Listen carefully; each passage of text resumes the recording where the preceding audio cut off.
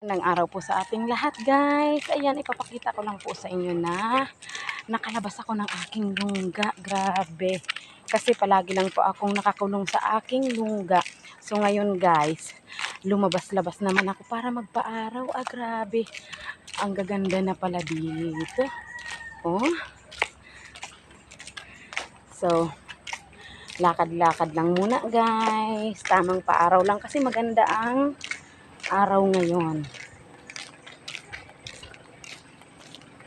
Wow!